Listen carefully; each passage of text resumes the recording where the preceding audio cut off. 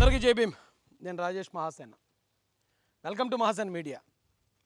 ఇప్పుడే Pulivendula election result చూశానండి. ఈరోజు ప్రతిపాడు నియోజకవర్గ మాజీ టీడీపీ ఇన్ఛార్జ్ వరుపుల రాజా గారి జయంతి.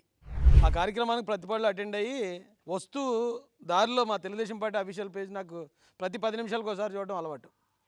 అది చూసినప్పుడు నేను చూసిన ఒక అత్యద్భుతమైన వార్త ఏంటంటే, పులివెందుల్లో తెలుగుదేశం పార్టీ అభ్యర్థి ఘన విజయం సాధించారు జడ్పీటీసీగా. అయితే దాదాపు ఒక 15-20 రోజుల నుంచి మొత్తం వైసీపీ వాళ్ళందరూ ప్యాంట్లు షర్ట్లు సింపేసుకుని రోడ్ల మీద పడి దొరుకుతా ఏడుతూనే ఉన్నారు, ఏదో జరిగిపోతుందని. నేనేమనుకున్నానంటే, పులివెందులు అంటే దాదాపు 30 సంవత్సరాల నుంచి అక్కడ మ్యాక్సిమం ఏకగ్రీవాలే. ఇప్పుడు రంగస్థలం సినిమాలో జగపతి బాబు ఎలాగైతే ఏకగ్రీవం చేసుకుంటాడో, పులివెందుల్లో కూడా ఎప్పుడు వైఎస్ఆర్ ఫ్యామిలీ ఏకగ్రీవమే.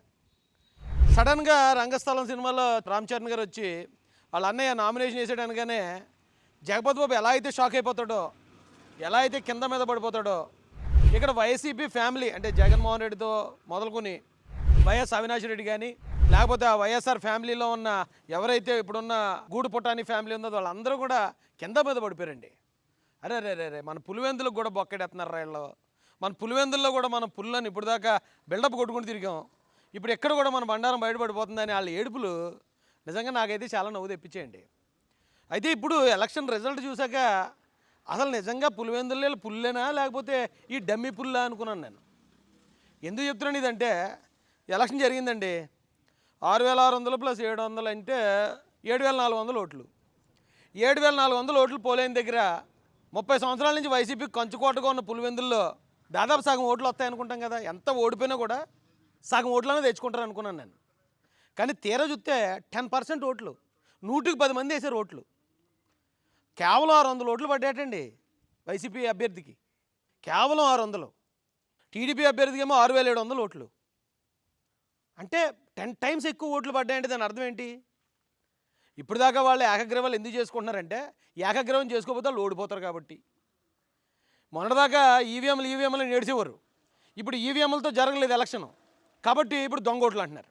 ఏమంటే 6,700 దొంగోట్లు వేస్తారు ఎవడానండి? అక్కడ ఉన్నది మొత్తం 7,400 ఓట్లు అయితే 6,700 మంది బయట నుంచి వచ్చి ఓట్లు వేస్తారా? ఇక చెప్పడానికి సిగ్గానేస్తుంది లేదా? మరి బాబు పేరుని నువ్వు ఆపరాబాబు, నీ ఏడుపు చూడలేకపోతున్నాను నేను. నీ ఏడిపేడరా, నీకు ఎవడో చెప్పేవాళ్ళు ఏడేడరా బాబు. మాట్లాడితే ప్రెస్ మీట్ పెడతావు, వాంతులు చేసుకుంటావు.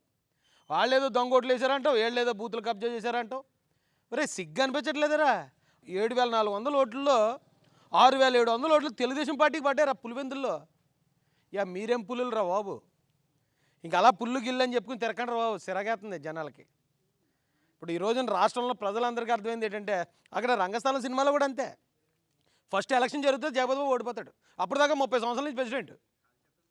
ఇక్కడ కూడా 30 సంవత్సరాల నుంచి మేమే పోటుగాళ్ళు అని చెప్పుకుంటున్న వైఎస్ఆర్ ఫ్యామిలీ వాళ్ళకి గట్టిగా అయితే 10% ఓట్లు లేవు పులివెందుల్లో. మళ్ళీ పోటుగాళ్ళు కుప్పలో గెలిచేస్తారట, ఈ పోటుగాళ్ళు మంగళగిరిలో గెలిచేస్తారట, ఈ పోటుగాళ్ళు వచ్చి పిఠాపురంలో గెలిచేస్తారట. ఏమో చెప్పడానికి సిగ్గనేతలేదురా బాబు. మళ్ళీ మిమ్మల్ని ఆ సపోర్ట్ చేసేవాళ్ళు ₹5 పేటీఎం బ్యాచ్కి వెళ్ళు. ఏం బతుకుతున్నారా మీరు? నాకు అసలు అర్థం కాదు. చిచ్చి నేనైతే ఓ చెంచా నీళ్ళు తీసుకుని చచ్చిపోతాను రా బాబు అందులో దూకి. ఇలాంటి ఓటమి నా సొంత గ్రామంలో వచ్చాను. పులివెందుల్లో ఒక వైఎస్ రాజశేఖర రెడ్డి ఏమో ముఖ్యమంత్రి చేశాడా, జగన్మోహన్ రెడ్డి ఒకసారి ముఖ్యమంత్రి చేశాడా? అలాంటిది సొంత ఊర్లో 10% ఓట్లు, 600 ఓట్లు ఉన్నాయా సొంత పులివెందుల్లో? ఇక మీరు ఇచ్చే బిల్డప్లు, మీరు చేసే ఈ ఆరోపణలు ఏవైతే ఉన్నాయో జనాలు కూడా సిరాకు ఎక్కిపోద్ది. ఇంకా దయచేసి ఇలాంటి పనికిమాలిన ప్రచారాలు ఇప్పటికైనా మానుకోండి. ఆ పేరుని కానీ ఆ సంఖ్యలు ఏమనేసి ఇంట్లో కూర్చోబడండి రా బాబు. ఆడేడు వల్ల ఇంకా సంకనాకపోతున్నారు మీరు ఉండే కొలిదిని. ఇక జగన్మోహన్ రెడ్డి ఎన్ని మాటలు మాట్లాడినా, అవినాష్ రెడ్డి ఎన్ని కబుర్లు చెప్పినా, సిద్ధార్థ రెడ్డి ఎన్ని బిల్డప్లు ఇచ్చినా అర్థమైపోయింది కదా, మీ బండారం బయటపడిపోయింది. అందుకే కదా మీరు పులివెందుల్లో ఎలక్షన్ అనగానే మీరు లబోదీపమని ఎందుకు రైళ్ళు 20 రోజుల నుంచి ఎందుకు గోలాడుతున్నారు రైళ్ళు అనుకున్నాను. ఇక చిన్న విషయమే కదా, ఒక జడ్పీటీసీ కోసం వీళ్ళు ఎందుకు ఇంత కింద మీద పడిపోతున్నారు? వాళ్ళు ఓడిపోతారు, ఓడిపోతే ఏముంది, ఓ 200 ఓట్లతో 100 ఓట్లతో ఓడిపోతారు. ఓడిపోయినంత మాత్రాన అదేమంత ఘోరం ఏం కాదు కదా అనుకున్నాను నేను. కానీ వీళ్ళకి పులివెందుల్లో 10% ఓట్లే ఉన్నాయి, 600 ఓట్లు ఉన్నాయి పులివెందుల్లో. టీడీపీకి 6,700 ఓట్లు పడ్డాయి. వీళ్ళ బండారం బయటపడిపోద్దని వీళ్ళు ఇప్పుడు దాకా ఇంత గిలగిలా పాపం కాళ్ళు తొక్కేసుకుని ఇంత ఇలా మొండేడుపులు ఏడ్చారనే విషయం నాకు ఇప్పుడు అర్థమైందండి.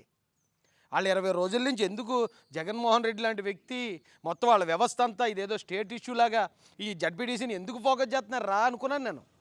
వీళ్ళు ఎదవతాను ఇలా బయటపడిపోద్దనిలా ఉంది. ఇప్పుడు అర్థమైందండి నాకు.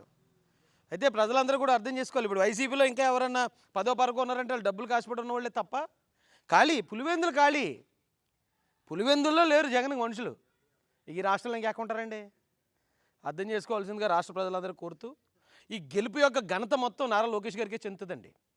పులివెందుల్లో 30 సంవత్సరాల నుంచి బానిసత్వంలో ఉన్న ప్రజల్ని ఈ రోజున ప్రజాస్వామ్యయుతంగా అక్కడ ఎలక్షన్లు జరిపి వాళ్ళ ఓటు వాళ్ళు వేసుకునేలాగా వాళ్ళ నాయకుడిని వాళ్ళు ఎన్నుకునే అవకాశాన్ని మొట్టమొదటిసారి కల్పించిన వ్యక్తి నారా లోకేష్ గారండి. ఖచ్చితంగా దీనిలో నారా లోకేష్ గారి గొప్పతనం ఘనత ఖచ్చితంగా ఉందని నేను చెప్పగలుగుతున్నాను. ఇప్పటివరకు చంద్రబాబు నాయుడు గారు మతోన్మాదుల్ని మత విద్వేషాలు రేపే పాత బస్తీ వాళ్ళని బెజవాడ రౌడీల్ని రాయలసీమ ఫ్యాక్షనిస్టుల్ని కొమ్ములను చేశారని విన్నాం మనం. అయితే ఇప్పుడు అదే రాయలసీమలో తొండముదురు ఊసరవెల్లి అయినట్టు ఈ ఫ్యాక్షనిస్ట్ మొదలు రాజకీయ నాయకులుగా మారిన ప్రతి ఒక్కడు కొమ్ములు ఈ దెబ్బతో ఇరిచిపారేశారు అంతేనా. పులివెందులు కూడా ఖాళీ. రేపు వచ్చే 29 ఎలక్షన్లో వైసీపీ రాష్ట్రంలోనే కనిపించదు. ఇది పక్కా రాసి పెట్టుకోండి. జై భీమ్, జై భారత్, జై జై మహాసేన, జై తెలుగుదేశం, జై చంద్రబాబు, జై జై లోకేష్ అన్న.